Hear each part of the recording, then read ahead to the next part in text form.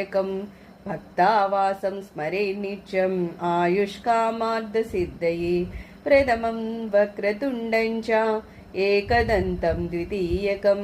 तृतीयं कृष्णपिङ्गाक्षं गजवक्त्रं चतुर्थकं लम्बोदरं पञ्चमं च षष्ठं विकटमेव च सप्तमं विघ्नराजं च धूम्रवर्णं तदाष्टकं नवमं बालचन्द्रं च दशमं तु विनायकम् एकादशं गणपतिं च द्वादशं तु गजाननं द्वादशैतानि नामानि त्रिसञ्जं यः पठेन्नरः न च विघ्नभयं तस्य सर्वसिद्धिकरं परं विद्यार्थी लभते विद्यां धनार्थी लभते धनं पुत्रार्थी लभते पुत्रान् मोक्षार्थी लभते गतिं जपेत् गणपति